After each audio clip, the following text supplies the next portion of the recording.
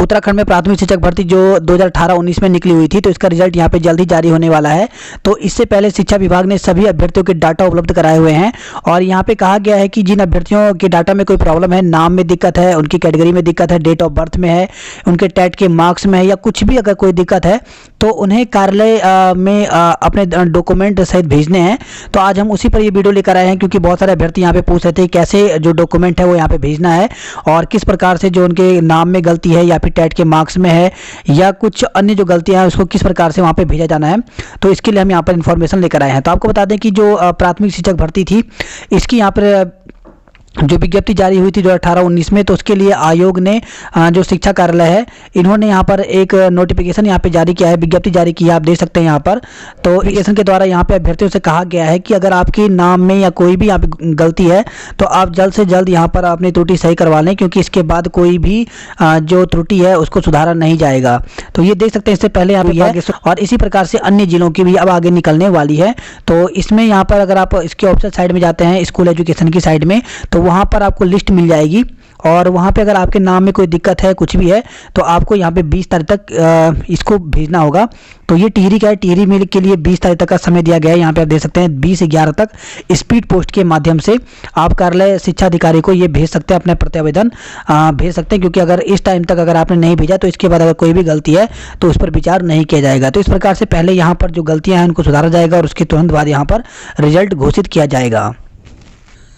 तो school education की option site पे जब आप जाते हैं तो वहाँ पे आपको एक एक्सेल फाइल मिल जाएगा। वहाँ पर आपके यहाँ पे इस प्रकार से नाम और ये सभी के सभी इस प्रकार से नाम है और कैटेगरी है, आपकी डेट ऑफ बर्थ यहाँ पे बताई गई है और ये पूरी की पूरी इन्फॉर्मेशन दी गई है। तो अपना नाम सर्च कर लें, चाहे वो डीएलएड के अभ्यर्थी हों या फिर बीएड के अभ्यर्थी हों, वो अपना नाम देख लें एक बार। और अगर आपको कोई भी गलती लगती है तो आप तुरंत यहाँ पर प्रत्यावेदन करके और उस गलती को सुधारने की कोशिश करें। तो चलिए आपको बताते हैं कि अगर आपके नाम में दिक्कत है, डेट ऑफ बर्थ में है या टेट के मार्क्स में है, फादर नेम में है, कैटेगरी में है, तो कैसे आप यहाँ पर आयोग को अपने दस्तावेज भेज सकते हैं। तो देखिए, अगर आपके इसमें कोई भी त्रुटि है, कोई भी गलती है, तो सबसे पहले आपको एक एनवलप लेना पड़ेगा। आप A4 साइज का एनवलप ले सकते हैं, उसमें डॉक्यूमेंट डालने के लिए सही रहता है। और उसके ऊपर इस प्रकार से आपको लिखना पड़ेगा, सहायक अध्यापक प्राथमिक राजकीय प्राथमिक विद्यालय जनपद टिहरी।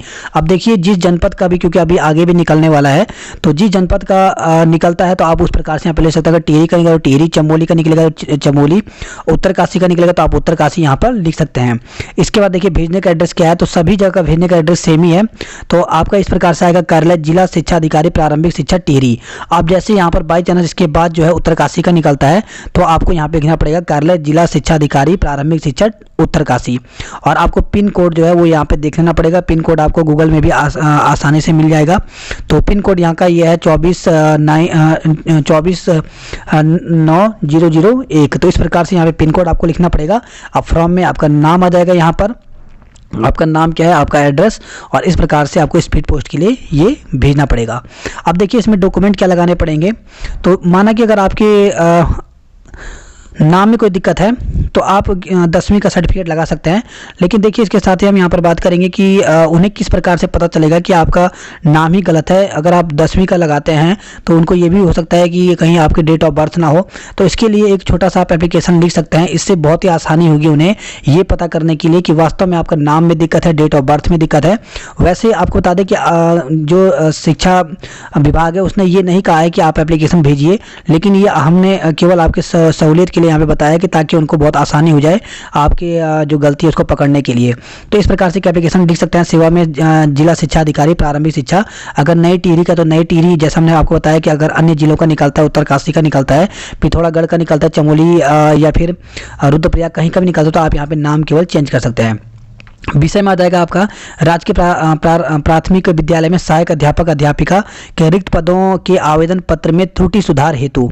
तो महोदय, इस प्रकार से लिखना पड़ेगा आपको। निवेदन इस प्रकार से है कि राजकीय प्राथमिक विद्यालय में सहायक अध्यापक की 2018-19 में निकली विज्ञप्ति का कार्यालय द्वारा जो डाटा वेबसाइट पर उपलब्ध कराया गया है उसमें मेरा नाम, अब देखिए, अगर आपका नाम है तो नाम, डेट ऑफ बर्थ गलत है तो आप डेट ऑफ बर्थ लिख सकते हैं। किसी का अगर टेट में मार्क्स कम है तो वो लिख सकते हैं, या फिर अगर किसी कैटेगरी में कोई दिक्कत है तो वो यहाँ पर लिख सकते हैं, और इसको हाईलाइट कर दें या ब्लैक पेन से अंडरलाइन कर दें, ताकि उनको यहाँ पर देखते ही पता चल जाए कि आपने जो फॉर्म भरा है उसमें क्या गलती है। तो यहाँ पे लिखा गया गलत पाया गया है, अतः मैंने संबंधित दस्तावेज संलग्न कर दिए हैं, आपसे अनुरोध है कि उक्त त्रुटि को सुधारने की कृपा करें। तो ये बहुत ही आसान हो जाता है जब आप इस प्रकार से एक एप्लीकेशन भी साथ में डाल देते हैं।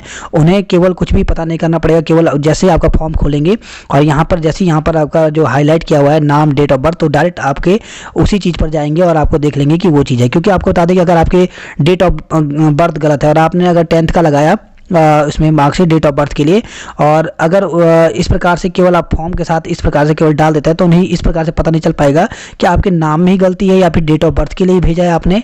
तो इससे एक आसानी हो जाती है। तो आप इस प्रकार से एक एप्लीकेशन भी यहाँ पर लिख सकते हैं, और साथ ही आप जो है डॉक्यूमेंट हैं वो आप डाल करके, और आप जो है यहाँ पर जो हमने एड्रेस बताया हुआ है इस पर आप समय रहते भेज सकते हैं। तो ये उन अभ्यर्थियों के लिए जो लगातार यहाँ पे कमेंट करके पूछ रहे थे कि एड्रेस क्या है, कैसे भेजना है, तो उन अभ्यर्थियों के लिए काफ़ी हेल्पफुल होगा।